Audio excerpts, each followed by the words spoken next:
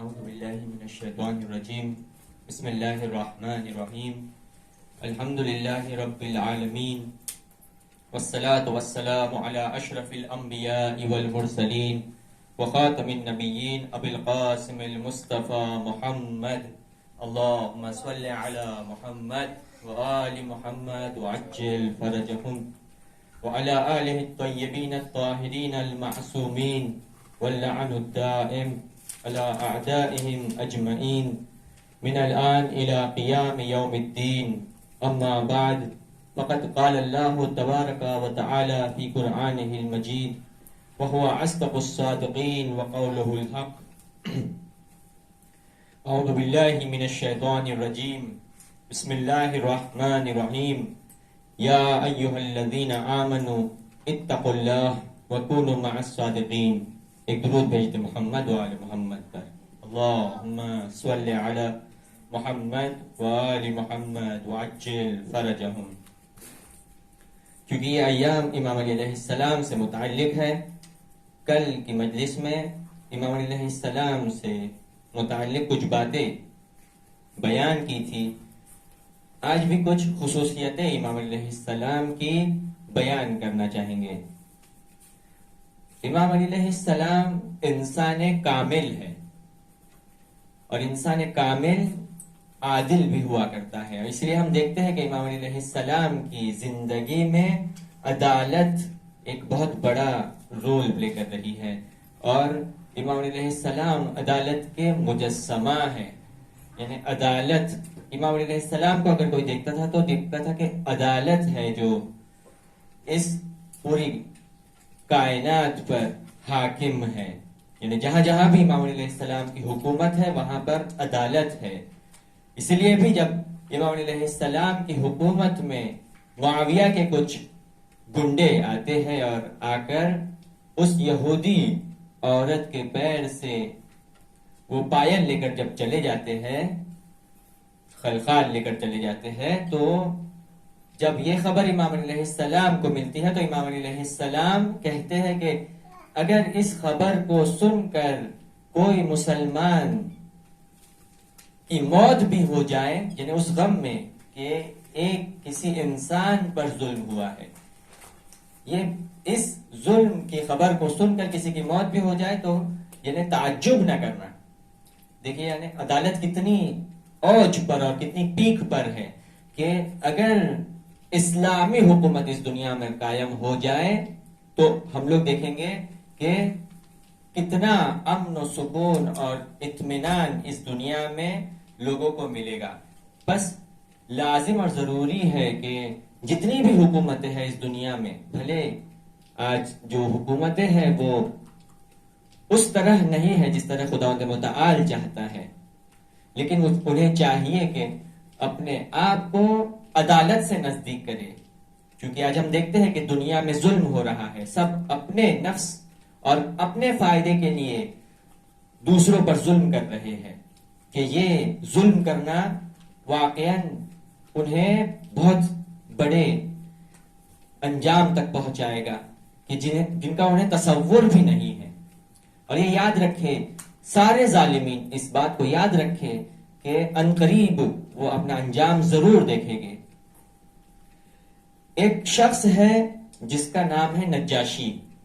یہ شاعر تھا اور یہ امام علیہ السلام کے ساتھ تھا، اور امام علیہ السلام کے لشکر کے لیے جنگ صفین میں شعر پڑھا کرتا تھا، لوگوں کو جذبہ دلایا کرتا تھا اور انہیں ولولہ یعنی انہیں جوش دلاتا تھا کہ جائے آپ اور حق کے لیے آپ کھڑے ہو، اور باطل کو ختم کرنے کے لیے آپ اپنی شمشیر کو اٹھائے اور باطل کو ختم کر دے.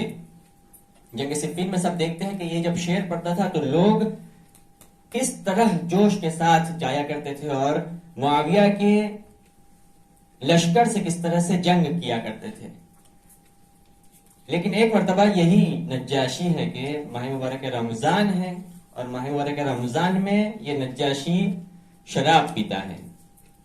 جب شراب پیتا ہے اور یہ خبر امام علیہ السلام کو پتہ چلتی ہے کہ اس نے شراب پیا ہے تو اسے بلایا جاتا ہے کورٹ میں، اور اس کا یہ جرم ثابت ہو جاتا ہے، یعنی گواہ لائے جاتے ہیں جو گواہی دیتے ہیں اور یہ بھی قبول کر لیتا ہے، تو اب اس پر حد جاری ہوتی، حد جاری ہونے کا حکم جاری ہوتا ہے کہ اس پر حد جاری کی جائے گی.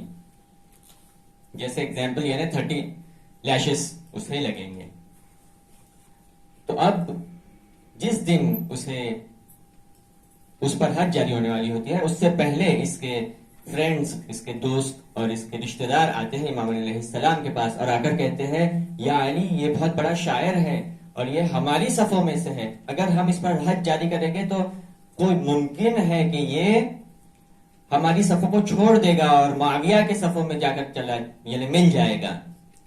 تو امام علی علیہ السلام کہتے ہیں کہ جو بھی ہو، اس نے اللہ کے حکم کو پامال کیا ہے اور اس پر سزا جاری ہوگی، اس پر حکم اور حد جاری ہوگی. وہ دن آتا ہے جس دن اس پر حد جاری ہونے والی ہوتی ہے. امام علیہ السلام حکم دیتے ہیں کہ ہاں اس پر حد جاری کی جائے اور اس پر حد جاری ہوتی ہے. جب حد جاری ہوتی ہے تو یہ کہتا ہے کہ آپ نے مجھے رسوا کیا، اب میں آپ کے لشکر کو چھوڑ کر جا رہا ہوں. جاتا ہے، جا کر معاویہ کے لشکر سے مل جاتا ہے. اس کے دوست آتے ہیں اور امام علیہ السلام سے کہتے ہیں کہ دیکھیے ہم نے آپ سے کہا تھا کہ جب آپ اس پر حد جاری کریں گے تو یہ ہماری صف کو چھوڑ دے گا اور جا کر معاویہ کے ساتھ جوائن ہو جائے گا، اور واقعاً اسی طرح سے ہوا. تو امام علیہ السلام کہتے ہیں کہ اس نے اللہ کے حدوں کو پامال کیا اور اس پر حد جاری ہونا چاہیے تھا. ہم چاہتے ہیں کہ مومن پاک رہے اور جب اللہ سے جا کر ملے تو وہ پاک اللہ سے جا کر ملے. اسی لیے بھی چاہیے ہمیں کہ ہم اس دنیا میں پاک زندگی کریں. اگر ہم نے اس دنیا میں گناہوں کو انجام دیا اور اگر اس کی توبہ نہیں کی تو پھر ہم یاد رکھیں کہ خود امام ہم پر حد کو جاری کرتے ہیں. وہی اسی طرح سے جس طرح سے ہم نارملی دوسروں کے لیے پڑھا کرتے ہیں. کیا پڑھتے ہیں کہ تو اس دنیا میں اور قبر کے باہر تجھے جو کرنا ہے وہ کر لے، تیرے قبر کے اندر علی علی. تو یہ یاد رہے کہ قبر میں امام علی ہے جو عدالت کے پیکر ہیں، اور جو بھی ظلم کرے گا، جو بھی گناہ کو انجام دے گا اور اگر گناہ کی معافی طلب نہیں کیے، استغفار نہیں کیے اور اس دنیا سے ہم چلے جائیں گے تو ہماری قبر میں پھر امام علی ہے جو عدالت کے پیکر ہے. بس ہمیں بہت دھیان سے زندگی کو گزارنا ہے. یہ دھیان رہے کہ ہم کس کے چاہنے والے ہیں. ہم شیعیان حیدر کرار ہیں، اس کا ہمیں دھیان رہنا چاہیے. اسی طرح سے ایک اور شخص ہے جو امام علیہ السلام کے رشتہ داروں میں سے ہے، بنی اسد قبیلے کے لوگوں میں سے ہے. یہ بھی کوئی ایک گناہ کو انجام دیتا ہے اور اس کا گناہ ثابت ہو جاتا ہے تو اس پر بھی حد جاری ہوتی ہے. تو اس کے جو رشتہ دار ہوتے ہیں اور امام علیہ السلام کے نزدیکی لوگ آتے ہیں اور امام علیہ السلام سے ملنا چاہتے ہیں. جب آتے ہیں امام علیہ السلام کے گھر پہ تو دیکھتے ہیں امام حسن علیہ السلام ہے.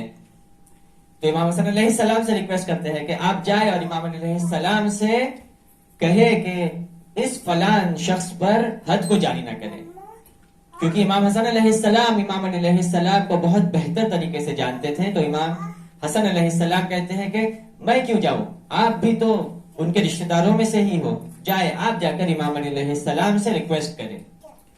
میں جاؤں یا آپ لوگ جائیں کوئی فرق نہیں پڑتا، میں ان کا بیٹا ہوں، آپ بھی ان کے رشتہ داروں میں سے ہو، وہ آپ کو بھی اتنی ہی اہمیت دیتے ہیں. جائے آپ جا کر بات کریں. وہ لوگ جاتے ہیں اور امام علیہ السلام سے جا کر ریکویسٹ کرتے ہیں. تو امام علیہ السلام کہتے ہیں کہ جتنا میرے بس میں رہے گا اتنا میں مراعات کروں گا. یہ لوگ بہت خوش ہوتے ہیں اور خوشی خوشی باہر آتے ہیں. جب باہر آتے ہیں اور امام حسن علیہ السلام کو دیکھتے ہیں اور امام حسن علیہ السلام انہیں دیکھتے ہیں کہ یہ لوگ بہت خوش ہیں، تو امام حسن علیہ السلام ان سے پوچھتے ہیں کہ کیا ہوا. تو یہ لوگ کہتے ہیں کہ ہم نے امام علیہ السلام سے ریکویسٹ کی اور انہوں نے کہا کہ جو کچھ بھی میرے ہاتھ میں رہے گا اتنا میں مراعات کروں گا، یعنی اتنا میں دھیان رکھوں گا. تو اس سے بڑی اور کیا بات ہو سکتی ہے کہ ایک خلیفۃ المسلمین اور اس کے ہاتھ میں سب کچھ ہے، اور وہ جب یہ کہہ دے کہ میرے ہاتھ میں جتنا بھی ہے اتنا میں دھیان رکھوں گا، اس کا مطلب اب اسے حد جاری نہیں ہوگی اور اسے وہ کوڑے نہیں پڑیں گے۔ بہت خوش ہوتے ہیں امام حسن علیہ السلام، کہتے ہیں کہ اس دن کا انتظار کرو جس دن اس پر حد جاری ہونے والی ہے۔ سب لوگ پریشان ہوتے ہیں، ایک دوسرے کو دیکھتے ہیں، کہتے ہیں کہ ٹھیک ہے یہ امام حسن علیہ السلام کہہ رہے ہیں، ہم تو امام علی علیہ السلام سے بات کر کے آئے ہیں۔ اب یہ لوگ چلے جاتے ہیں اور وہ دن آتا ہے جس دن اس پر حد جاری ہونے والی ہوتی ہے۔ سب لوگ دیکھتے ہیں کہ امام علیہ السلام آرڈر دیتے ہیں کہ حد کو جاری کیا جائے، اور حد جاری ہونا شروع ہوتی ہے۔ سب لوگ دیکھتے ہیں کہ جتنے بھی کوڑے کہے گئے تھے اتنے پورے کوڑے پڑ رہے ہیں، ایک بھی کم نہیں۔ جو رشتہ دار ہوتے ہیں امام علی علیہ السلام کے اور اس شخص کے بھی، وہ لوگ بہت تعجب کے ساتھ کہتے ہیں کہ امام علی علیہ السلام آپ نے تو کہا تھا کہ میرے بس میں اور میرے ہاتھ میں جتنا بھی ہوگا میں اتنا مراعات کروں گا، تو پھر ہم یہ کیا دیکھ رہے ہیں کہ اس پر تو ساری اور پوری حد جاری ہوئی۔ تو امام علی علیہ السلام کہتے ہیں کہ میرے ہاتھ میں کچھ نہیں ہے، میں ایک امپلیمنٹر ہوں، میں اللہ کی حد کو جاری کرنے والا ہوں، اور اس دنیا میں جو بھی اللہ کے حکم کو پامال کرے گا اس پر حد جاری ہوگی، وہ حد جو خداوند متعال نے معین کی تھی۔ بس ہم یاد رکھیں کہ وہ جو رشتہ دار ہے امام علیہ السلام کا، اگر وہ گناہ کو انجام دیتا ہے اس پر بھی حد جاری ہوتی ہے۔ ہم جو اپنے آپ کو شیعیان حیدر کرار کہتے ہیں، اہل بیت اطہار کا چاہنے والا کہتے ہیں، محب کہتے ہیں، کیا ہمیں چھوڑ دیا جائے گا؟ کیا ہم پر حد جاری نہیں ہوگی؟ جب ہم کسی پر ظلم کرتے ہیں، کسی کو اذیت کرتے ہیں، کسی کے بارے میں غیبت کرتے ہیں، کسی پر تہمت لگاتے ہیں، ان سب کی ایک حد ہے۔ اور یاد رہے اگر ہم توبہ نہ کریں تو یہی ہوگا، کیا ہوگا کہ ہم پر بھی حد جاری ہوگی۔ کیوں حد جاری ہوگی؟ کیونکہ ہم نے خدا کے حکم کو پامال کیا، اور ائمہ اطہار کبھی یہ پسند نہیں کرتے کہ اللہ کے حکم کو پامال کیا جائے۔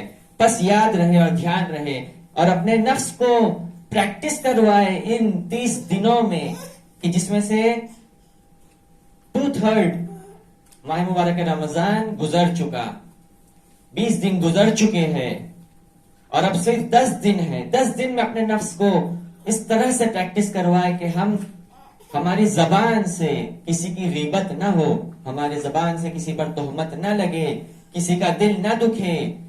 اسی طرح سے کہ حدیث میں ہے کہ جسے امام خمینی بار بار بیان فرمایا کرتے تھے کہ مسلمان وہ ہے کہ جس کے زبان سے، جس کے ہاتھ سے اور جس کی وجہ سے دوسرے مومن اور دوسرے مسلمین پناہ میں رہتے ہیں اور امان میں رہتے ہیں۔ اگر کوئی غیبت کرتا ہے یا تہمت لگاتا ہے یا گالیاں دیتا ہے یا کسی کا دل دکھاتا ہے تو یہ کیسا مومن ہے؟ اور حدیث میں ہے کہ یہ مومن اور مسلم نہیں ہے۔ بس ہم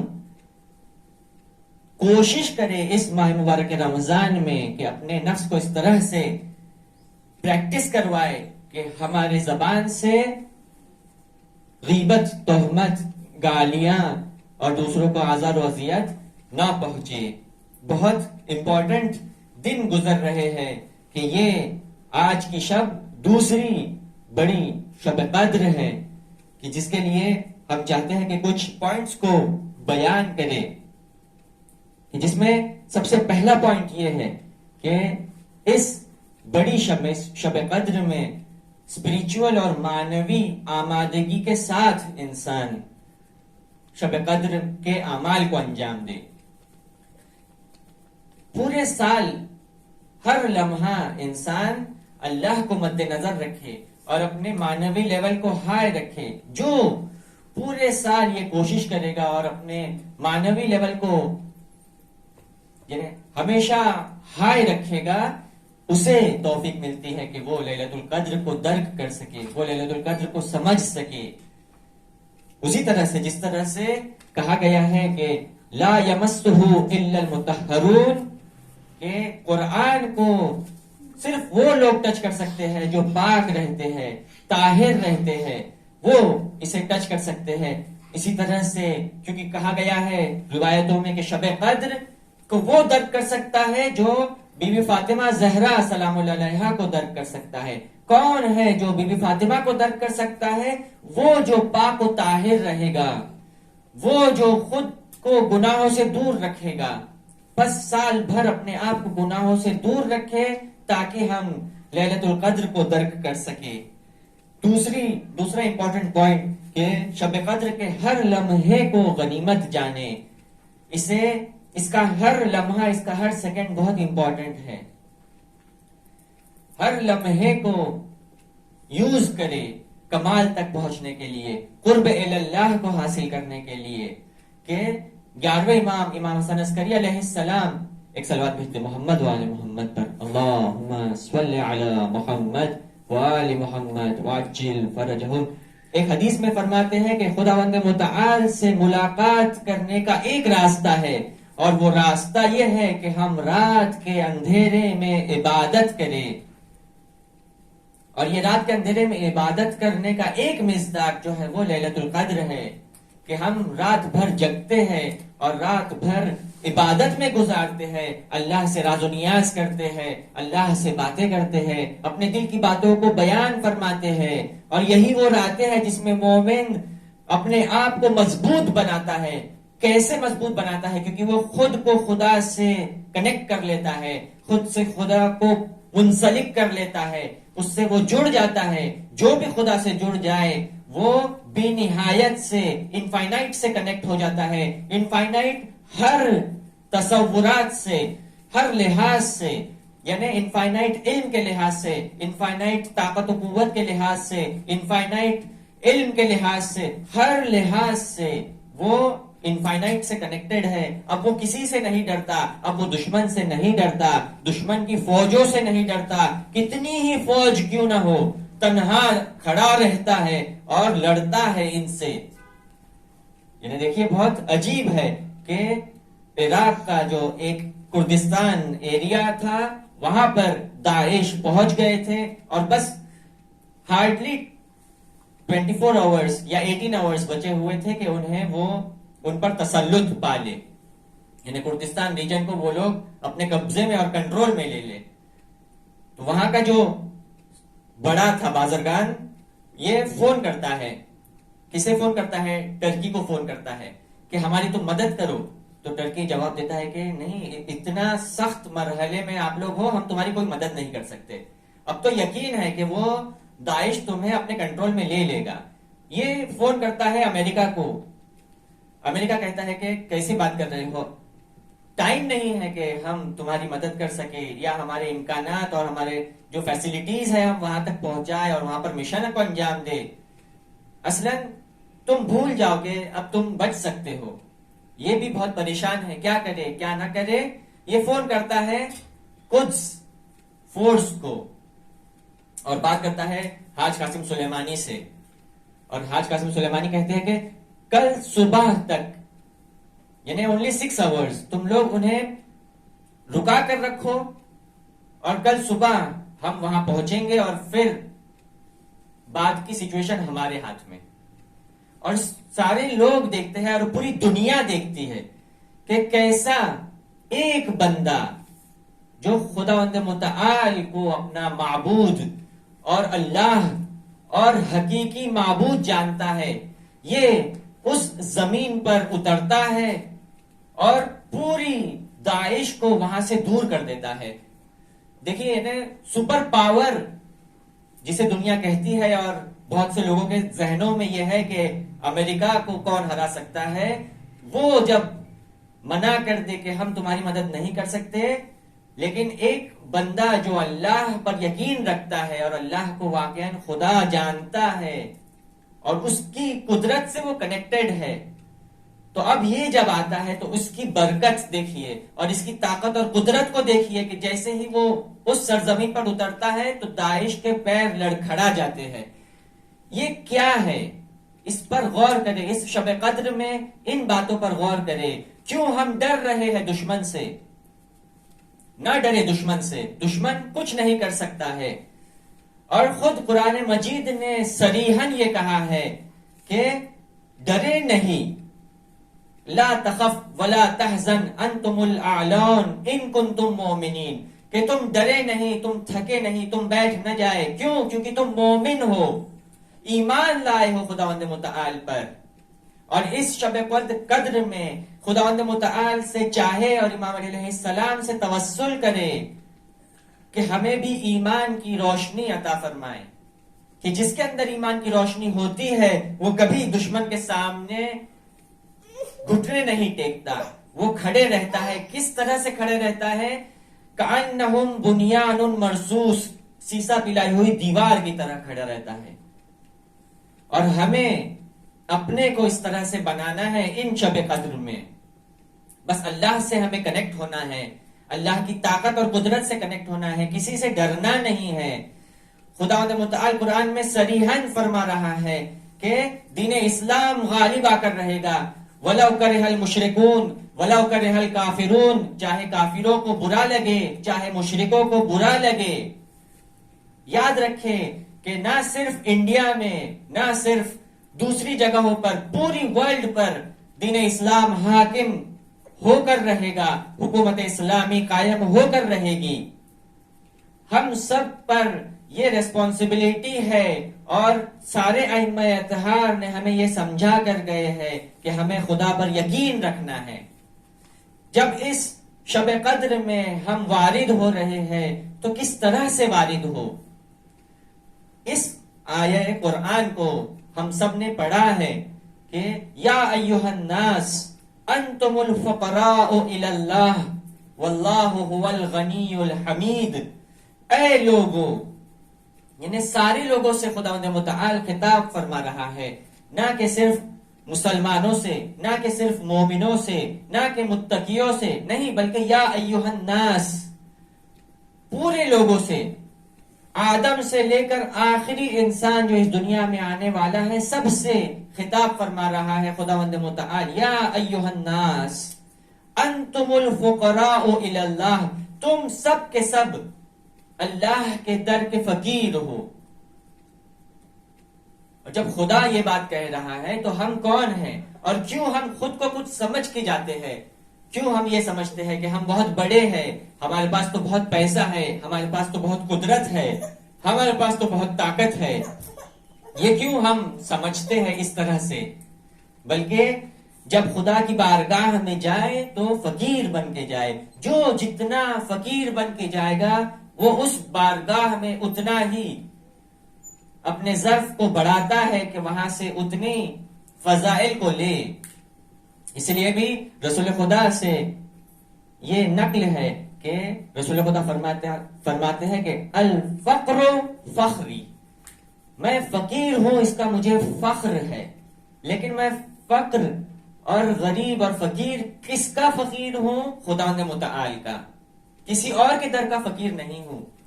بس ہمیں بھی کسی اور سے آرزو نہیں کرنی چاہیے، کسی اور سے امید نہیں لگانا چاہیے۔ صرف خدا ہے جو ہمیں دے سکتا ہے، اور صرف خدا ہے جو ہمیں بچا سکتا ہے، جو وہ خدا ہے جو ہمیں دیکھ رہا ہے اور ہر لمحہ ہماری پرورش کر رہا ہے۔ رب کہتے ہیں پرورش کرنے والے کو، وہ خدا ہے جو ہماری پرورش کر رہا ہے۔ ان باتوں پر ہم سوچیں، تفکر کریں، تدبر کریں ان لیلۃ القدر میں، اور خود کے یقین کو بڑھائے کہ جو ان باتوں پر تفکر کرے گا اور تدبر کرے گا، واقعاً اس نے اس شب قدر سے فائدہ حاصل کیا۔ بس ہمیں چاہیے کہ ہم فقیر بن کے اللہ کی بارگاہ میں جائے، تواضع کے ساتھ، اسی طرح سے جس طرح سے ہم دعائے کمیل میں پڑھتے ہیں کہ انا عبد ذلیل خائف، کہ میں تیرے بارگاہ میں آیا ہوں کس طرح سے؟ ایک ذلیل بندہ بن کے، ایک فقیر بندہ بن کے، خاضعانے، اور گڑ گڑاتا ہوں تیری بارگاہ میں۔ کس طرح سے گڑ گڑاتا ہوں؟ اس طرح سے گڑ گڑاتا ہوں کہ جسے پتا ہے کہ ایک طولانی سفر طے کرنا ہے، اور جس کے پاس اس سفر کا توشہ اور اس سفر میں جو چیزوں کی ضرورت ہے وہ نہیں ہے، لیکن اے خدا تو بہت فضل کرنے والا ہے، تو اے پروردگار تو ہم پر فضل کر اور تو ہمیں وہ چیزوں کو عطا کر کہ جس کی ہمیں ضرورت ہے۔ اور یقین رکھے کہ اس دنیا میں جو کچھ بھی ہو رہا ہے وہ خدا کی آنکھوں سے دور نہیں ہے، بے شک ہماری ریسپانسبلٹیز ہے اور اس پہ ہمیں پورا کرنا ہے، اور مومنین ہیں جو اسے پورا کر رہے ہیں۔ ایک پلان ہے جو آگے بڑھ رہا ہے۔ کیا اس سے پہلے تاریخ میں ہم نے نہیں پڑھا کہ شیعوں پر کتنا سخت مرحلہ گزرا ہے، لیکن ہم لوگ دیکھتے ہیں کہ کس طرح سے شیعت پھر آگے بڑھتی ہے اور مستحکم ہوتی ہے۔ آج ہم لوگ دیکھتے ہیں کہ کس طرح سے شیعت پوری دنیا میں پھیلی ہوئی ہے۔ ہاں، دنیا کے کچھ خطوں میں اور کچھ جگہوں پر آج ظالم اپنا سر اٹھا رہے ہیں اور چاہتے ہیں کہ مسلمانوں کو اور شیعوں کو اور مومنوں کو ذلیل کرے، لیکن یاد رکھے کہ وہ جو مومن ہے وہ کبھی یہ ہونے نہیں دیں گے، اور جو آخر میں جو کامیاب ہوگا وہ دین اسلام ہے۔ اس پر ہم یقین رکھیں اور ہم اپنی ریسپانسبلٹی کو پورا کریں، ان ظالم اور ظلم کے خلاف کھڑے رہے، خاموش نہ رہے۔ یہ ایک ریسپانسبلٹی ہے۔ اسی لیے بھی کہا گیا ہے کہ ہماری درسگاہ جو ہے وہ کربلا ہے، اور یہ جو شعار ہم لگاتے ہیں، یہ سلوگنز ہم جو نعرے لگاتے ہیں، یہ یوں ہی نہیں ہے بلکہ یہ حدیثوں سے اور قرآن سے ایکسٹریکٹ کیے ہوئے نعرے ہیں، کہ ہم کہتے ہیں کہ ہے ہماری درسگاہ کربلا، کربلا، کہ کربلا ہماری درسگاہ ہے، ہماری یونیورسٹی ہے، ہم اس سے سیکھتے ہیں۔ معصومین علیہ السلام سے ہم زندگی جینے کا طریقہ سیکھتے ہیں۔ اگر ہم معصومین علیہ السلام کی زندگی کو دیکھیں گے تو شروع سے آخر تک ظالم سے لڑنے میں معصومین علیہ السلام نے اپنی زندگی کو گزارا ہے۔ اگر ہم امام علی علیہ السلام کی زندگی کو دیکھتے ہیں تو امام علی علیہ السلام نے ابو سفیان سے لڑا، معاویہ سے لڑے ہیں امام علی علیہ السلام، امام حسن علیہ السلام معاویہ سے لڑے ہیں، امام حسین علیہ السلام معاویہ سے جنگ کی اور یزید سے جنگ کی۔ اسی طرح سے ہم دیکھتے ہیں چوتھے امام نے مروان سے جنگ کی۔ اسی طرح سے ہم دیکھتے ہیں کہ پانچویں امام، چھٹے امام بنی عباس کے الگ الگ خلفاء کے ساتھ ہمیشہ ہمیشہ جنگ کرتے رہے۔ یعنی جنگ کا مطلب یہ نہیں ہے کہ جائے اور تلوار اٹھائے اور ان سے جنگ کرے، نہیں، بلکہ اس طرح سے زندگی جی رہے ہیں کہ اپنی آواز ہمیشہ ظلم اور ظالم کے خلاف اٹھا رہے ہیں۔ بس ہم پر بھی یہ ریسپانسبلٹی ہے کہ ظلم اور ظالموں کے خلاف اپنی آواز کو بلند کرے، خاموش نہ بیٹھے ہم لوگ۔ اس شب قدر میں ہم خداوند متعال سے طاقت اور قوت اور عزت کو طلب کرے۔ اسی طرح سے بہترین عمل شب قدر میں دعا ہے۔ دعا کرے خداوند متعال سے۔ آج ہمارے پاس وقت ہے اور ہم دعا کر سکتے ہیں، استغفار کر سکتے ہیں، اپنے آپ کو پاک کر سکتے ہیں، نورانی کر سکتے ہیں، لیکن کل جب ہم اس دنیا سے چلے جائیں گے اور اب پھر جب اس دنیا میں جائیں گے اور دیکھیں گے کہ ہمارا نامہ اعمال اتنا برا ہے، تو ہم پھر ریکویسٹ کریں گے خداوند متعال سے اور فرشتوں سے کہ ہمیں اجازت دے دی جائے کہ ہم دنیا میں پلٹ جائے، کہ جب ہم دنیا میں جائیں گے تو اچھے اعمالوں کو انجام دیں گے۔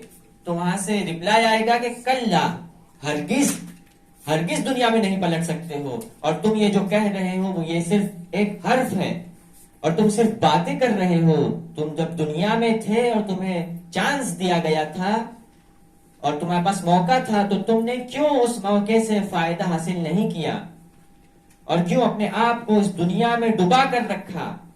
آج کی دنیا مادیت کی دنیا ہے، ساری دنیا مٹیریلسٹک چیزوں کے پیچھے بھاگ رہی ہے۔ کیوں لوگوں کو چین، سکون اور اطمینان نہیں ہے؟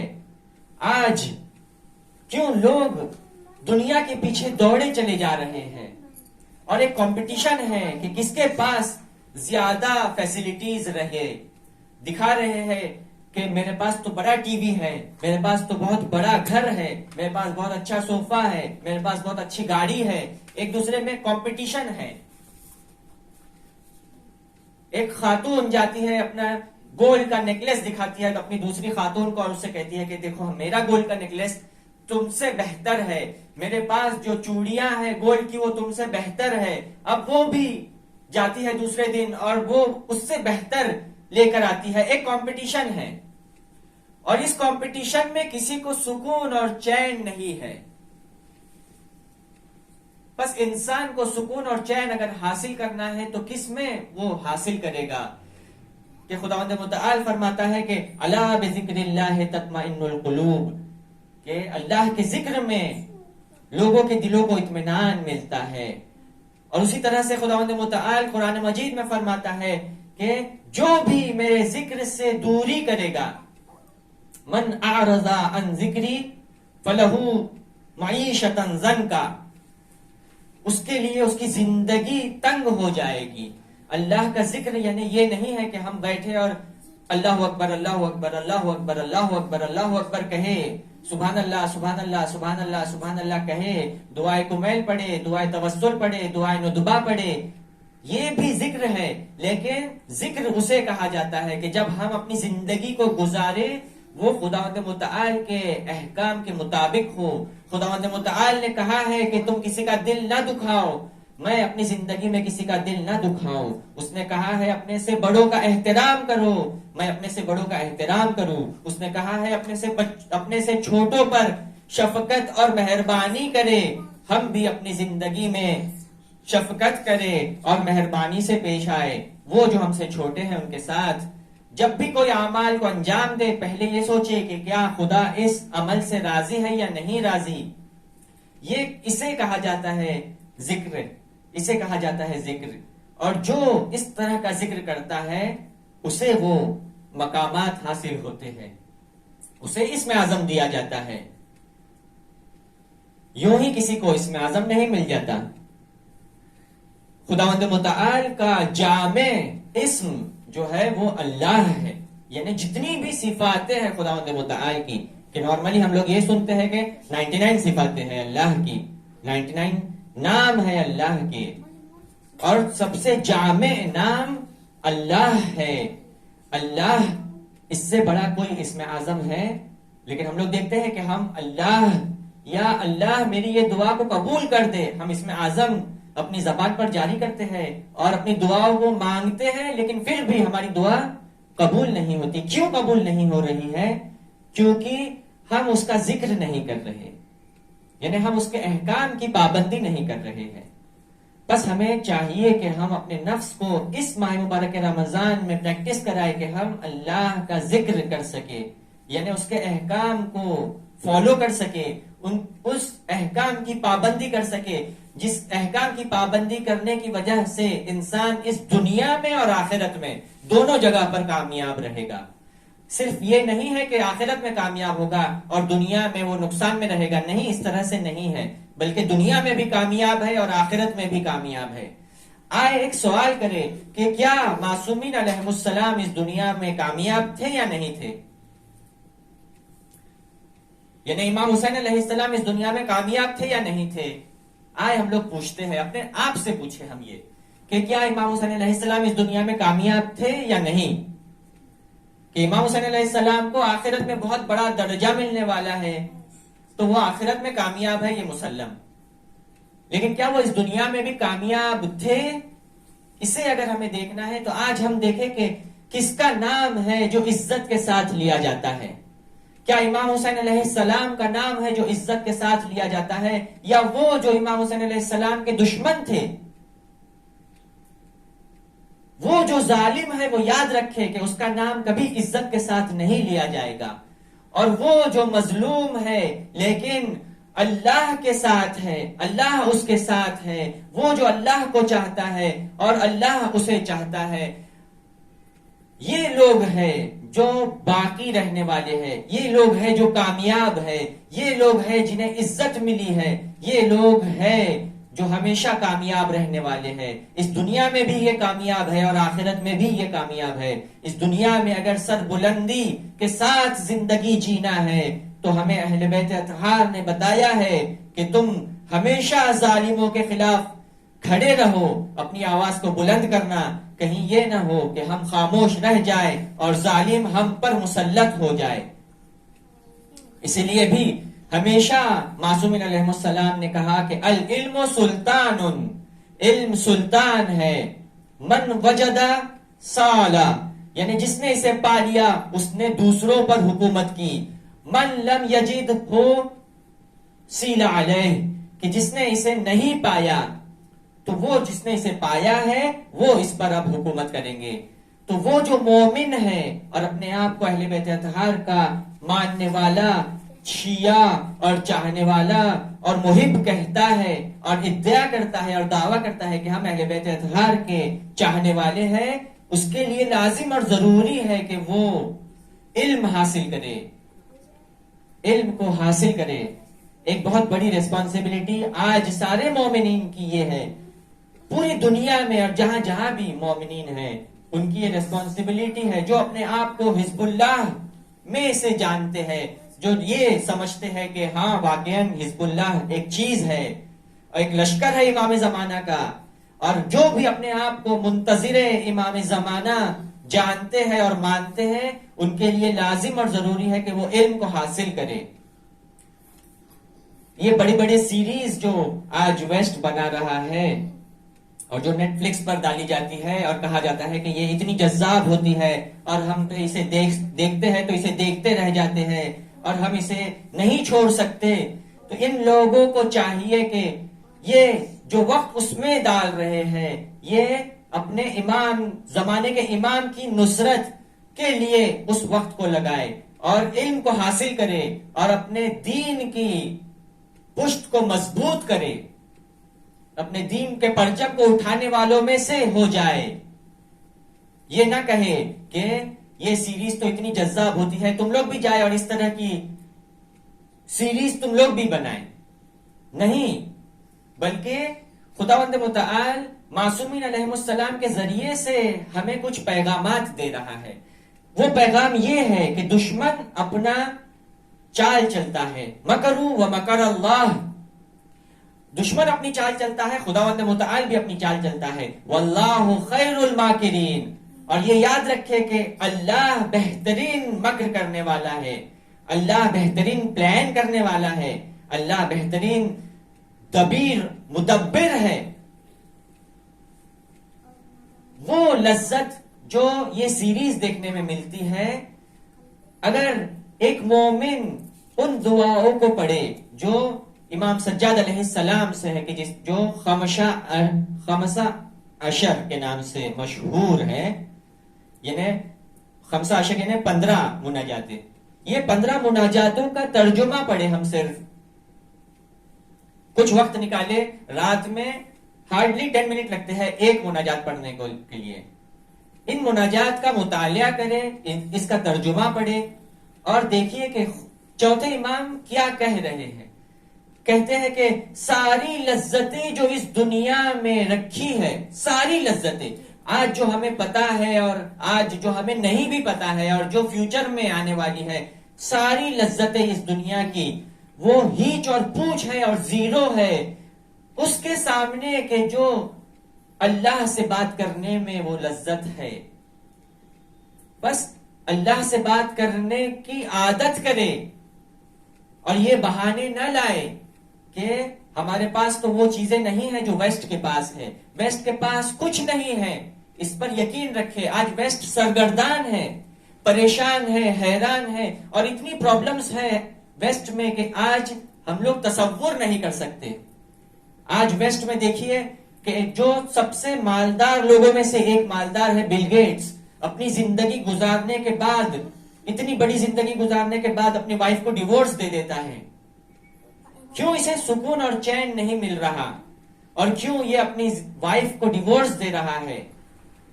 کیونکہ اس نے اس لذتوں کو چکھا ہی نہیں۔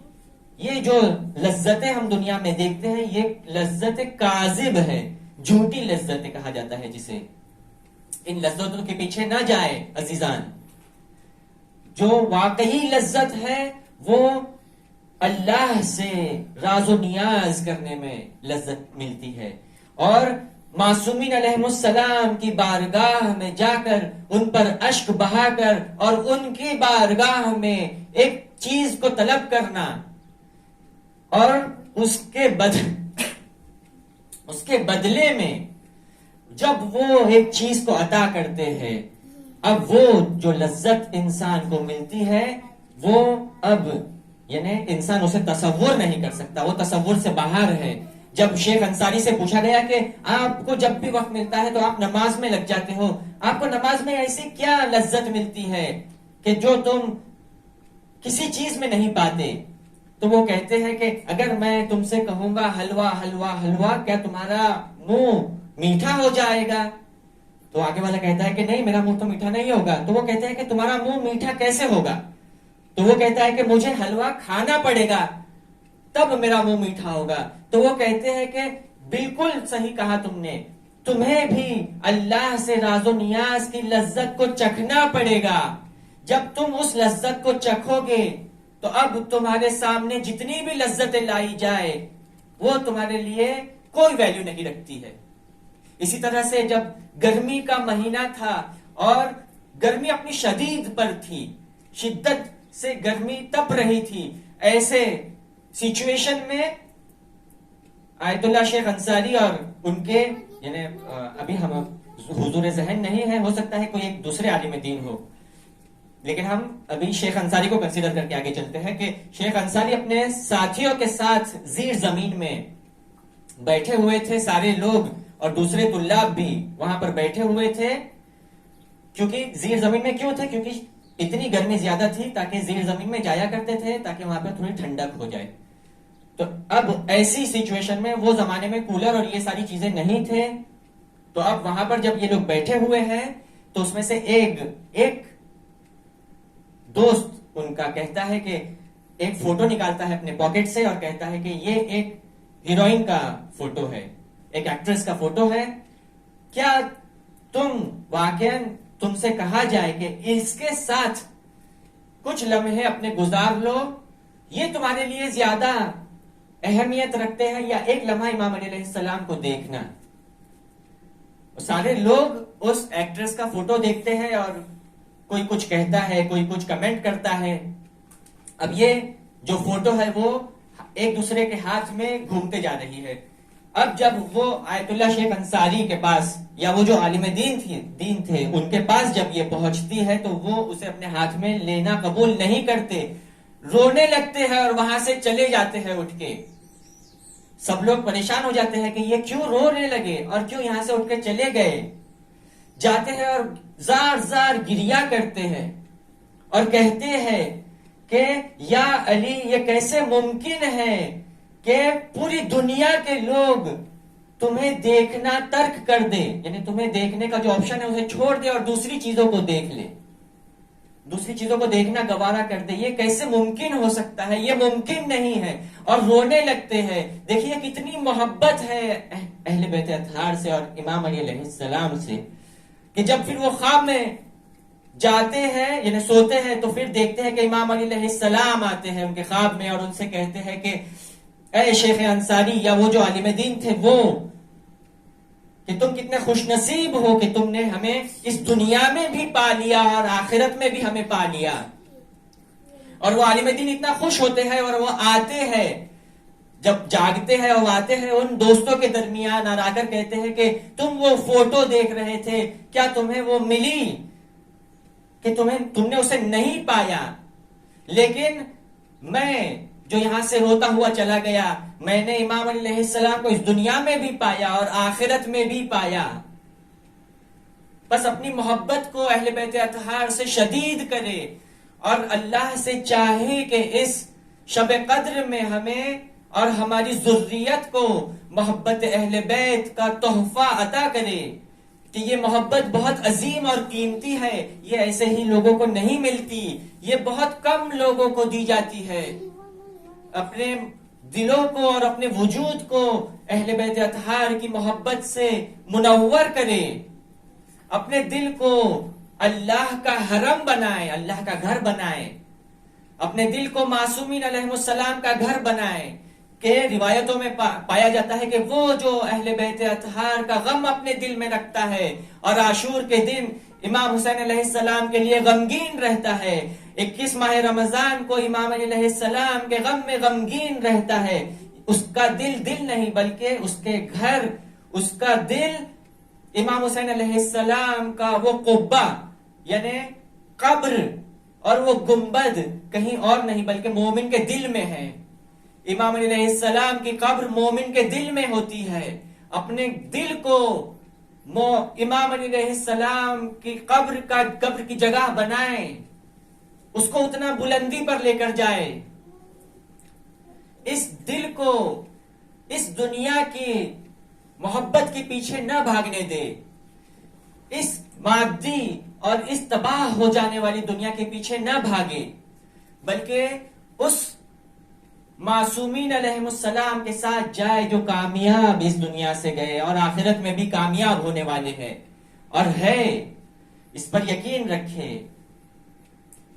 آئے ایک توسل کرے امام علیہ السلام سے، السلام علیک یا ابا الحسن یا امیر المومنین یا علی ابن ابی طالب۔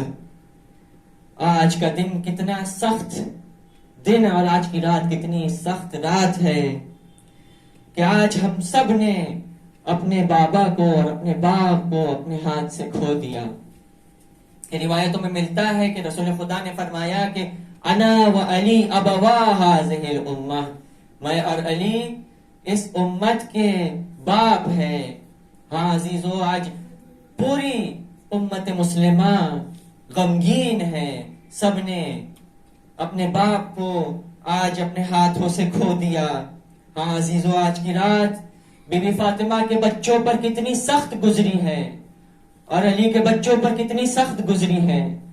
ہاں عزیزو، امام علی علیہ السلام اپنی زندگی کے آخری لمحات کو گزار رہے ہیں، اپنے بچوں کو بلاتے ہیں اور آ کر سب سے باتیں کر رہے ہیں۔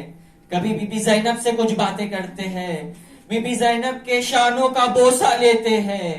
یہی وہ لمحات ہیں جس میں ام کلثوم سے امام علی علیہ السلام کچھ باتیں کر رہے ہیں اور کچھ وصیتیں کر رہے ہیں۔ یہی وہ لمحات ہیں جس میں امام حسن علیہ السلام سے اور امام حسین علیہ السلام سے اور حضرت عباس علمدار علیہ السلام سے امام علی علیہ السلام باتیں کر رہے ہیں۔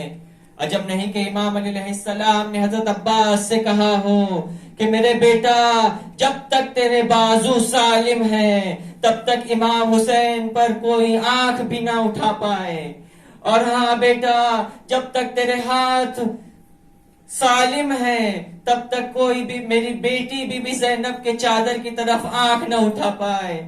ہاں عزادارو، اور حضرت عباس علمدار علیہ السلام نے اپنے اس وعدے کو پورا کیا، اور ہم لوگ دیکھتے ہیں کہ امام علی علیہ السلام ایک مرتبہ سلام کرتے ہیں، السلام علیک یا رسول اللہ، السلام علیک یا جبرائیل، سلام ہو آپ پر یا رسول خدا، سلام ہو آپ پر اے جبرائیل۔ اور آپ نے ایک قرآن کی آیت کی تلاوت کی، ان اللہ مع الذین اتقوا والذین هم محسنون، بے شک خداوند ان کے ساتھ ہیں جنہوں نے تقوی اختیار کیا، اور ان کے ساتھ ہیں جو احسان کرنے والے ہیں۔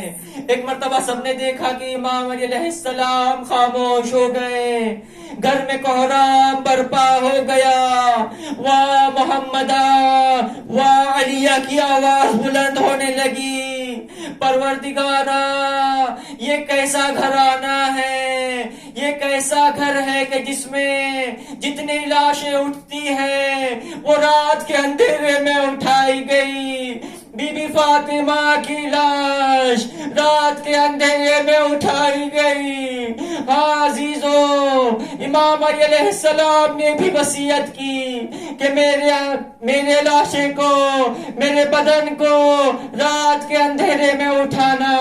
ہاں عزیزو، خوارج کتنے خبیث تھے کہ اگر انہیں پتا چل جاتا کہ امام علی علیہ السلام کی قبر کہاں ہے تو آپ کے بدن کے ساتھ بے حرمتی کرتے۔ اسی لیے آپ نے دیکھا تاریخ میں کہ امام علی علیہ السلام کا جنازہ رات کی تاریکی میں اٹھا. عزیزو یا بقیت اللہ، جنازہ آمادہ ہوا، جنازے کو اٹھایا گیا. آگے سے جنازے کو فرشتوں نے اٹھایا. جنازے کے پیچھے امام حسن اور امام حسین ہیں. جنازہ چل رہا ہے، جاتا ہے ایک جگہ پر جہاں پر ایک قبر آمادہ ہے. جناب نوح اور جناب آدم کی قبر کے سرہانے امام علی علیہ السلام کو دفن کیا گیا. جیسے ہی امام علی علیہ السلام کو دفن کیا، امام حسین علیہ السلام نے اپنے آپ کو قبر پر گرا دیا. زار زار رونے لگے. چاہنے والوں نے امام حسین اور امام حسن علیہ السلام کو تسلی دی.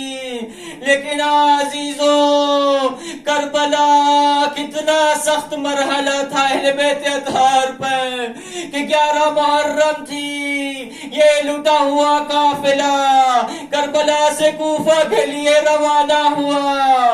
ظالموں نے اور یزیدیوں نے اس قافلے کو لاشوں کے درمیان سے گزارا. امام سجاد علیہ السلام دیکھ رہے ہیں بابا کا جنازہ بے گول و کفن تپتی ہوئی زمین پر پڑا ہے. چاہتے ہیں ان کا غسل و کفن دے، لیکن کیا کرے، مجبور ہیں. زنجیریں ہیں. اسی طرح کھڑے کھڑے دیکھ رہے ہیں. ایک مرتبہ بی زینب دیکھتی ہے کہ امام سجاد علیہ السلام کی حالت خیر ہو رہی ہے. دوڑ کر آتی ہے، امام سجاد کو گلے سے لگا لیا. کہا بیٹا فکر نہ کرو، اتنا غصہ اور غم زدہ نہ ہو جاؤ. ایک دن آئے گا، ساری دنیا کے لوگ آئیں گے، یہی جگہ ہوگی، یہ زیارت گاہ ہوگی. ہاں عزیزو، یہ قافلہ لٹا ہوا آگے چلا گیا. تاریخ میں لکھا ہے امام سجاد آتے ہیں اس بدن کو دفن کرنے کے لیے. لیکن عزیزو کس طرح سے دفن کیا؟ یہ لاشا پامال ہو چکا تھا، اس کے حصے حصے جدا ہو گئے تھے. ظالموں نے اس طرح سے گھوڑوں کو دوڑایا کہ لاشا پامال ہو گیا، بدن کے ٹکڑے ٹکڑے ہو چکے تھے. امام سجاد نے ایک چادر کو بچھایا، ٹکڑوں کو جمع کیا. لیکن عزیزو بہت زار زار رونے لگے. کسی نے پوچھا کیوں اتنا رو رہے ہو؟ کہا میں کیا کروں، میرے بابا کا سر نہیں ہے. چاہتا ہوں اپنے بابا کے سر کا بوسہ دوں، لیکن کیا کروں.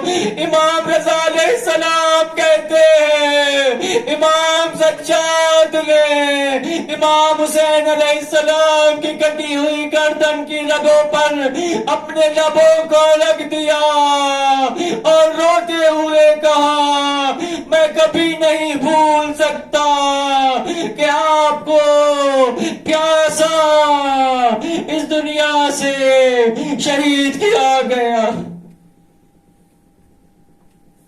لعنت اللہ علی القوم الظالمین وسيعلم الذين ظلموا أي منقلب ينقلبون. بار الہ واسطہ ہے ان بڑی شبوں کا اور واسطہ ہے امام علی علیہ السلام کا. اے پاک پروردگار ہمیں طاقت، قوت اور عزت عطا فرما. اے پاک پروردگار جہاں جہاں بھی مومنین اور مسلمین ہیں، اے پاک پروردگار انہیں اپنی طاقت اور قوت عطا فرما. اے پاک پروردگار واسطہ اہل بیت اطہار کا پرچم اسلام کو سر بلند فرما، پرچم کفر و نفاق کو سر نگوں فرما. اے پاک پروردگار جہاں جہاں بھی ظالمین ہے، اگر وہ اصلاح کے قابل ہے تو ان کی اصلاح فرما، وگرنہ جلد از جلد انہیں نیست و نابود فرما. اے پاک پروردگار واسطہ اہل بیت اطہار کا جہاں جہاں بھی مومن و مومنات ہیں ان کی جان، مال، عزت، آبرو کی حفاظت فرما. اے پاک پروردگار یہ بڑی راتیں ہیں اور یہ بہت عظیم راتیں ہیں، اور تو نے ہم سے کہا ہے کہ ان راتوں میں بندے آئے اور مجھ سے طلب کرے. اے پاک پروردگار ہم بھی تجھ سے طلب کرتے ہیں کہ اے پاک پروردگار ہمارے گناہوں کو معاف کر دے، ہمیں پاک اور نورانی بنا دے، ہمیں اہل بیت اطہار کے ساتھ اس دنیا میں اور آخرت میں شمار ہونے کی توفیق عطا فرما۔